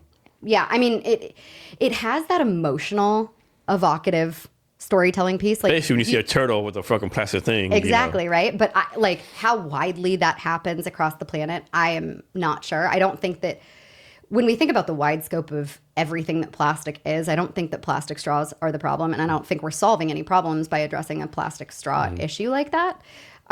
Don't get me wrong. It's a step in the right direction. But I think it, you know, like, again, like a sensorial thing, like I do not like the paper straws. There is somebody making straws out of seaweed, though, that are much better. Okay, yeah, those paper straws, they're just so horrible, Yeah, they're so gross. I don't know. And they start to disintegrate. Again, it's a product that doesn't work as effectively as the existing plastic solution. Yeah. So what has to happen for you to company to fail?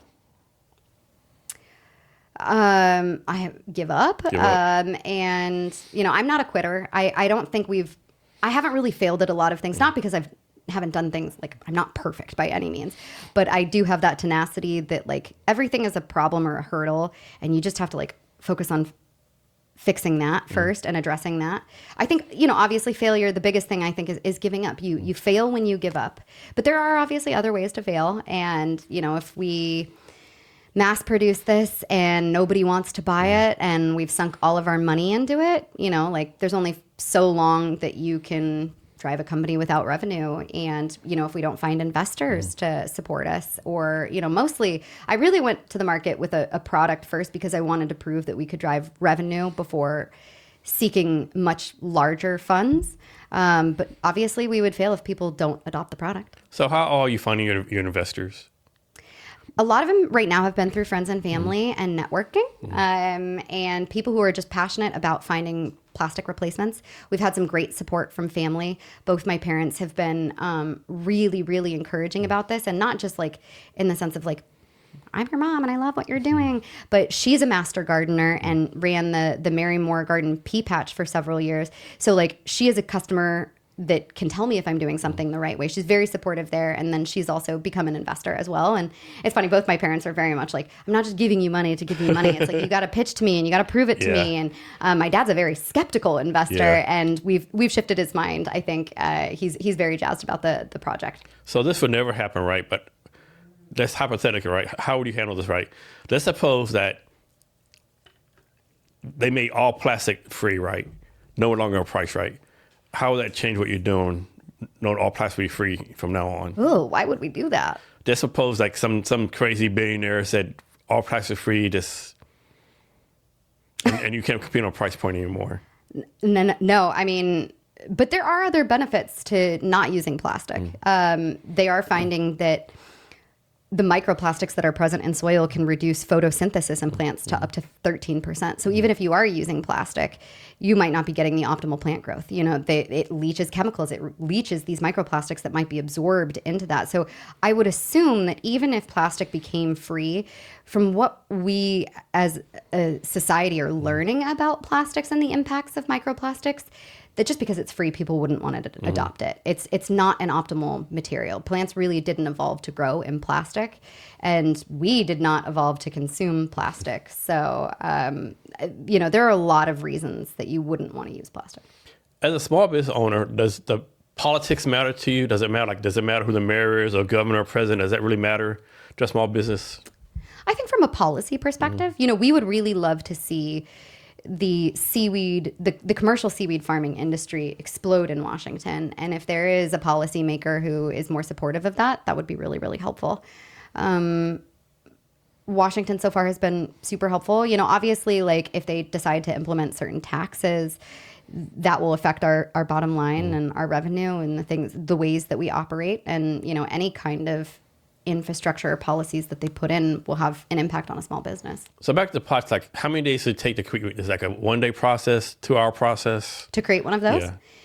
We can create several thousand of them in a single day, but seaweed is an interesting material that requires a slightly different approach to molded fiber in the drying and finishing process. And as much as I would love to go into detail on that, we do have a patent pending, and my lawyer constantly tells me I'm an oversharer, so I'm not going to go into that. No worries. And then, like, how do y'all do quality control when you make the pots? Yeah, we have steps all the way through to make sure that the formula is matching what we said that we would do. We do crush tests. We have a series of steps through the finishing and drying process to make sure that it matches what we need to. And this is actually, the ones that we have in front of us are the third iteration of Kelp Pots. This is actually an earlier prototype. We have now since moved to a more commercial scaled version of the pot that has a slightly different look to it. And that we're finding there's some interesting warping that has happened there. And so we're implementing new processes and tools along the way to make sure that that's not happening. And our manufacturing partners are fantastic at that. And then, we do things from like crush tests to verify that it's the right strength. We're weighing them. We're making sure that they're fitting the needs that they need to. Right now, we've been really focused on getting the stackability and height uniformity there. And so the team has been implementing a few different tools and processes to make sure that they're all the same height. And then once they're in a stack, are the stacks all the same height? Because those are little details you need to figure out when it comes to like putting them in retail packaging. You can't really have a lot of variance in the shape and size. When you're talking about shipping, you've got to make sure that like one stack that fits in a box, like all of those stacks have to fit in the box. And if you don't have all of those little things worked out, it's a nightmare. So can this be also be used like replace plastic utensils? Technically this material I think is a first starting point to probably not utensils. Again, like this would be the equivalent of like a paper straw, yeah. you know? But when we think about like takeaway containers, there's a possibility there. There's just some other coatings and things that probably need to go in there to make it food safe. And these weren't designed to do that. And how about like stuff like replacing paper plates and those kind of things? Yeah, that's possible. Okay. Yeah. What's so obviously as an entrepreneur, you got all these things going on. If you snap your fingers, what's the one thing you like get rid of and someone else would do it for you?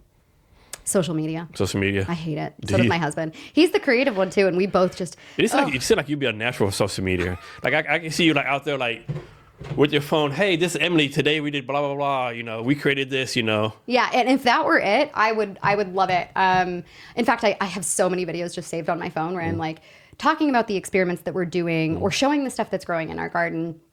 And I love that aspect, but that's not the reality of what gets attention on social media now. It's like the editing and like the curation and like how long does the clip need to be to keep somebody's attention engaged? And that stuff is all a nightmare. And it's so funny. Like we spend so many hours talking about like what makes a great video. And then I'll do something where I'll shoot and it took me like 2 minutes to do that. And then I'll post a quick caption and then like that will get 3,000 views in a day. Yeah. You know, we still have a really small social media following. Hey, follow us, everybody at Ocean Made Gardens. But I think like we think a lot about what does a consumer want to see? What is a good story to tell? We don't want to just put a bunch of crap out on the internet because there is so much crap and AI junk out there that we want to share really quality stuff. And that takes a really long time to curate. Yeah. Yeah. Do you have any mentors? I have a few. One of my coworkers at Microsoft, Jeffrey, has become a mentor for me and eventually became an investor in the business as well. And I love to talk to anybody in the seaweed industry to learn more about what they're doing. A lot of my friends I would consider to be mentors. People can provide such unique perspective and quality and insight into a variety of different things. So I feel like I have a million different mentors. And are you yourself mentoring anyone? Formally, no, not right now. I did a lot of mentorship programs when I was at Microsoft, and I love mentoring people. And if anybody's interested in the seaweed industry, you know, I'm happy to be there for them because mentorship is really important. And so, entrepreneur, you get all this advice, right? So, how do you personally decipher all the advice you were getting through the years? Like, I mean, it's probably all good intentions, but you're like, okay, this is fucking some crazy shit you're telling me, right? How do you decipher all this and go where you need to follow? I used to get really overwhelmed by the advice, especially like I did this accelerator program when we first started the business. And it was kind of like you basically just created a new pitch every week and the group would bring in different investors and different people to critique your pitch every single week, which every single one of those people had a different opinion. And it's so hard when you're like, okay, how do I tailor this pitch deck to incorporate that feedback and then incorporate their feedback? But you just gave me contradictory feedback to like what I had presented last week, but you don't know that because you didn't see that prior pitch. And then there's like all these AI tools that will like give you different things. Everybody has an opinion. And I think it's what I did really start to realize is none of those people know my customers or my product as well as I do. So everything has to be taken with a grain of salt. And I can't tell you how many times I've had to have like, it is so hard to like listen to somebody have such a bad idea and then politely be like, okay, yeah. And we are not going to explore that because, you know, you want to be respectful of it. And I very much appreciate that curiosity. And if anybody is like giving you advice about your business, it means they're interested. You know, a lot of people could be like, neat. I don't really have anything to say to you about it. So it's always a really good sign. It's always bad when someone has nothing to say. Yeah, exactly. So I do love it.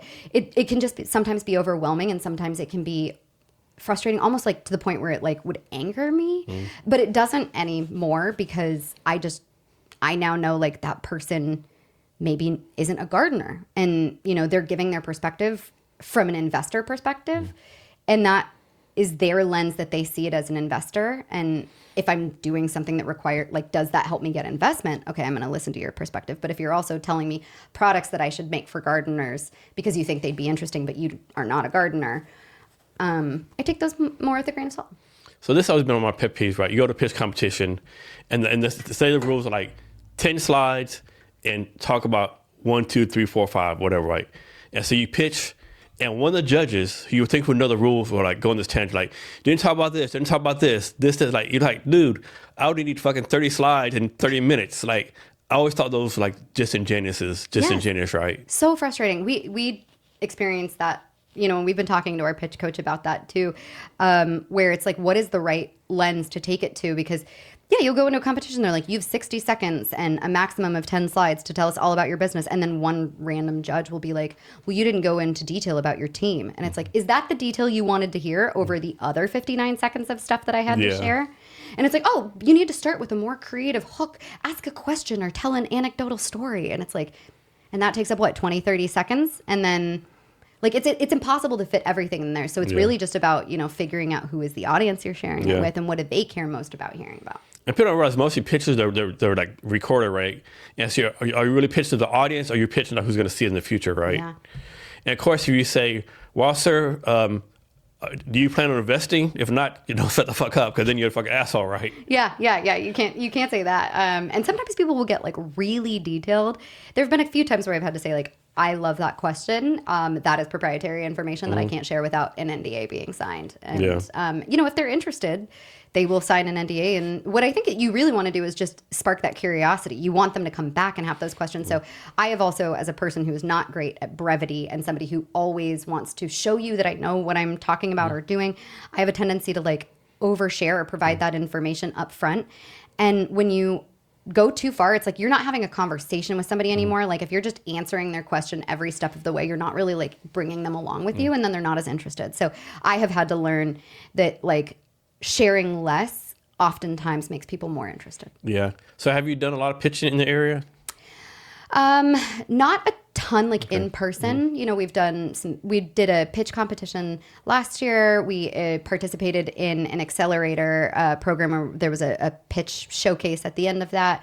I've done a few small pitches here and there, gone through like some programmatic stuff.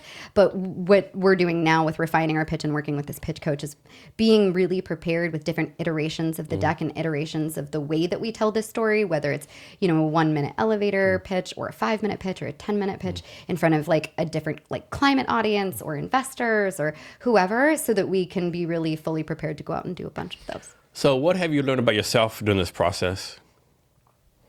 Oh my gosh. I hate computers. I worked in tech for so long, like at Microsoft. And when I stepped away from that, I realized like I hate computering. I really want to be like out in the soil, but it's a necessary evil that you have to do to be able to have your own business. But if I could not computer, I would love to do like social media, emailing. I don't want that. So when you're talking to an investor, right, how do you know they're actually interested in investing versus that's fucking around with you and wasting your time?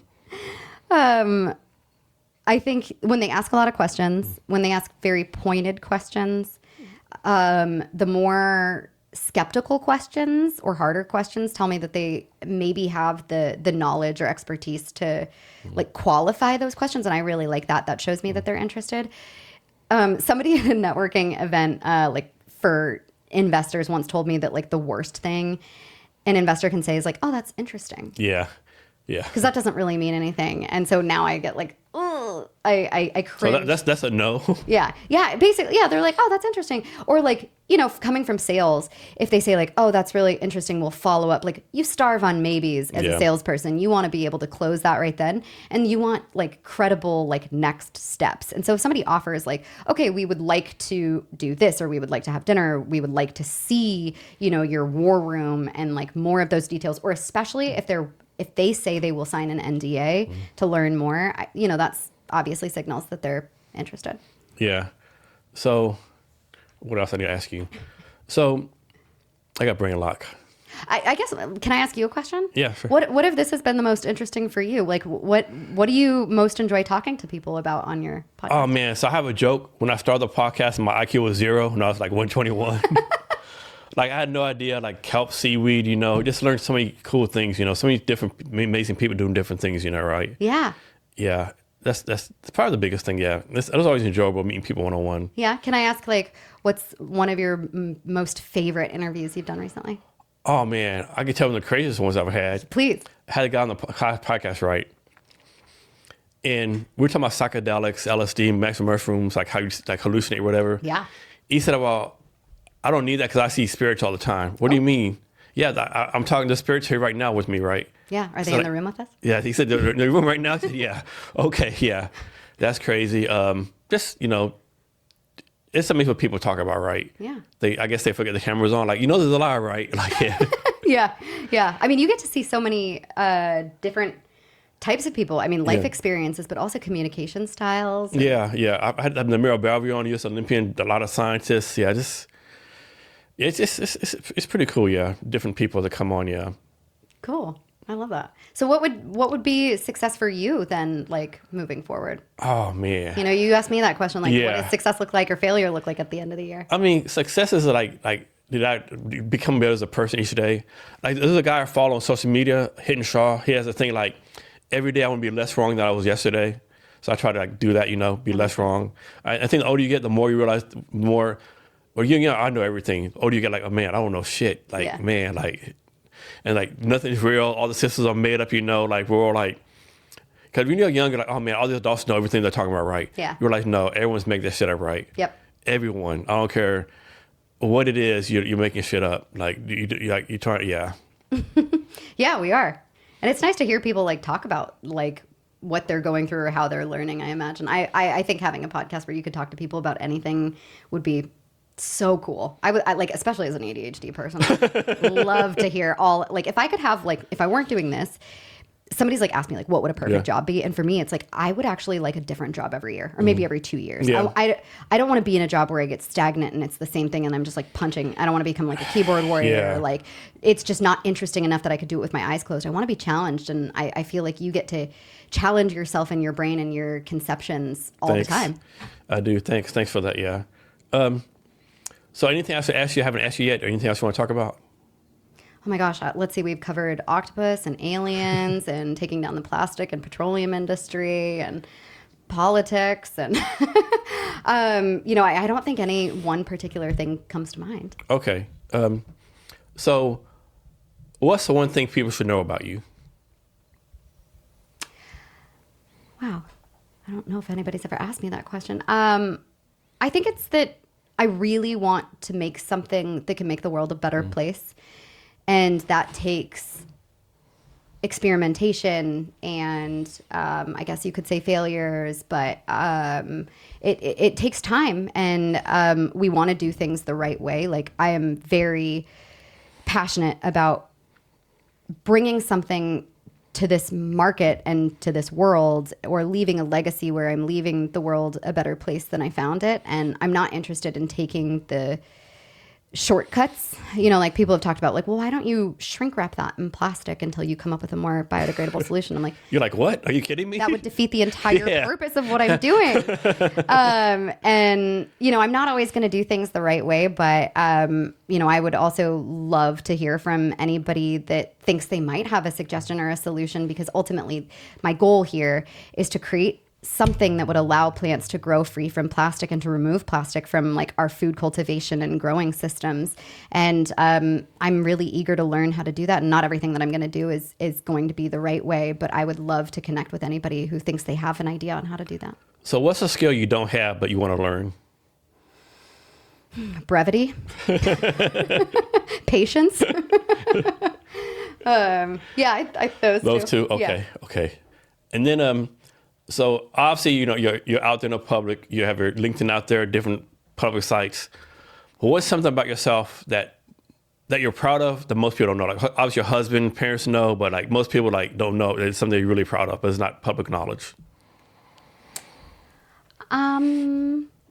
Maybe my painting hobby. I'm really proud of that because I feel like it's the thing that offers me or gives me the balance to like take myself out of like anything that's going on in the world, whether it's like, being flooded on social media with like the politics and the Epstein story and like all of those other things. Like it's a way that I disconnect, but it's a constructive way to create something in the world. And that's what I love doing. Like I love making and creating something from nothing. And I'm really proud of being able to stick with that and do that for myself, and then be able to create something that I can gift to people and share that creation with them. And then can you share your social media or other ways for people to reach out to you? Yeah. Our business Instagram is Ocean Made Gardens. We also have a LinkedIn page and a Facebook page that I think are the same, but I think you can search those on those platforms. We don't have a TikTok. We'll probably have to get one of those, but I'm afraid of that. And then my social media, personally, if you want to reach out to me and talk about any of those things, is Bonner Power. That's my middle name, Bonner, and my last name is Power, Power. So I would say those are probably the main social channels. You know, I've also got a LinkedIn and a Facebook and those things too. Yeah. And then before we get out of here, can you give us any advice on anything you want to talk about? I would say it's about connecting with people and talking with them. You know, we started with this concept of networking, and I think ultimately that's the biggest thing that helps people succeed in life. You know, we kind of danced around it with like creativity is more important than knowledge. You can get knowledge from other people. You can find out like every single person that you talk to has value in what they have to say, and we all need to do a better job of listening to other people. And you know, I say that as I feel like I've been talking for hours, but I also have just like the only reason that I've been able to get this far with Ocean Made is because I can ask a lot of questions, and I will talk to any single person. Like I've probably had like thousands of like coffee chats or meetings, but sometimes it'll be like you're having the most random conversation. They'll be like, oh, my uncle's brother's friend knows this guy who is doing this farm and you should talk to him. And like, that's a great opportunity of somebody to get a hold of. Or like some of the best suggestions or ideas that we've had from Kelp Pots have just been from like a random person being like, what about this? And it's important to listen to people and just hear what they have to say, because people are so cool and creative. Emily, thanks for your time today. Really appreciate it. Yeah, thank you. This was really fun. Thank you so much for Thanks. having me. And to our listeners, thank you for your time as well. Remember to be great every day.